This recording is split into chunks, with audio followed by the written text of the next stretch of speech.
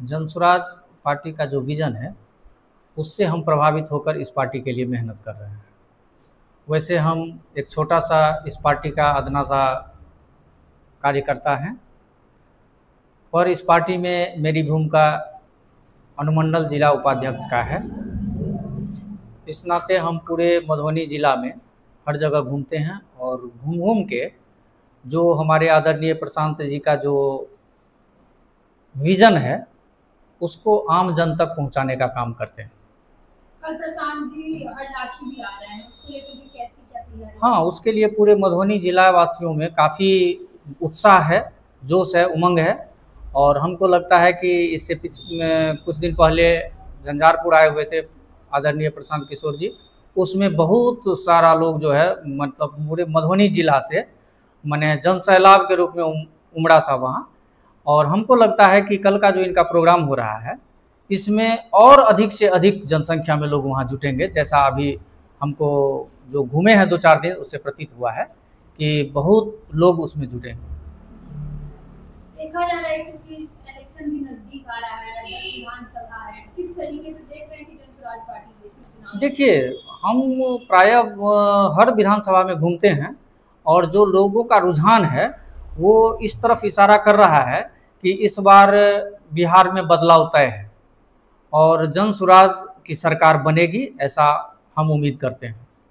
लेकिन फिर भी एक तरफ एनडीए है, दूसरी तरफ आपको आरजेडी है, तेजस्वी जहाँ है, नीतीश है, वहाँ पे प्रशांत किशोर को कैसे जगह मिलेगी? देखिए, ये तो अभी भी देखने को मिलता है कि 35 वर्षों से इन्हीं दोनों पार्टी का बारी बारी से सरकार रहा है और बिहार के जनता जो है, बिहार का जो वासी है वो इस दोनों पार्टी से त्रस्त है।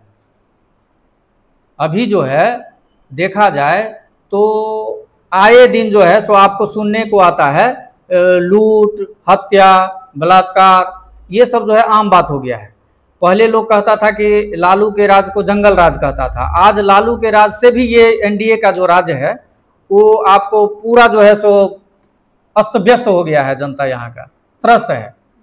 अब देखा जा रहा है कि गवर्नमेंट जो है वो मतदाता को लेकर के पुनरीक्षण कर रही है, कितना सक्सेसफुल इस काम को देख रहे हैं? देखिए, ये अगर पुनरीक्षण हो रहा है तो ये कोई गलत नहीं है, लेकिन इसका टाइमिंग गलत है।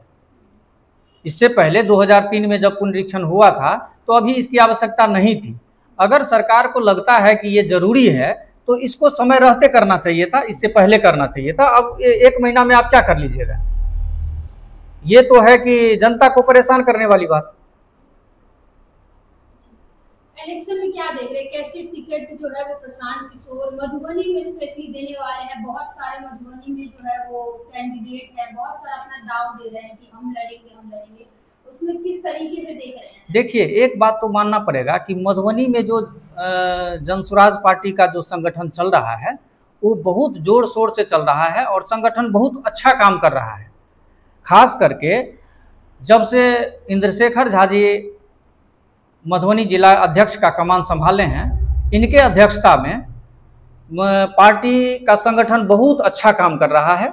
और रही बात मधुबनी विधानसभा की, तो देखिए ये कहना तो मुश्किल है क्योंकि छोटी मुंह बड़ी बात हम तो नहीं बोल सकते हैं। ये तो शीर्ष नेतृत्व का काम है कि वो कैसे आकलन करते हैं, किस कैंडिडेट को वो टिकट देते हैं।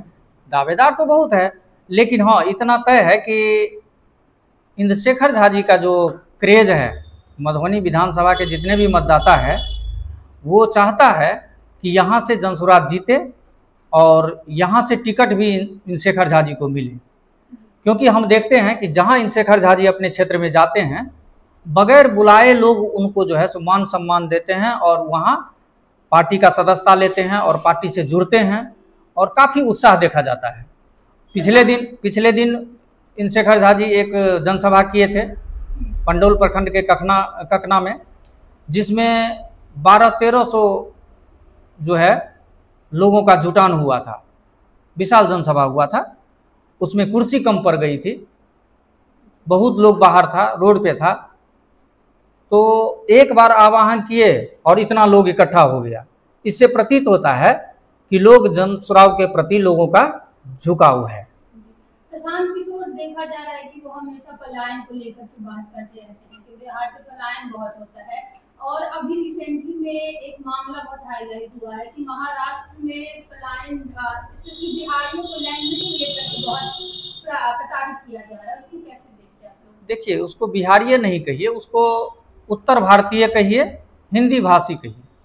हिंदी भाषी को जिस तरह से महाराष्ट्र में प्रताड़ित किया जा रहा है, वो एक सोची समझी रणनीति है।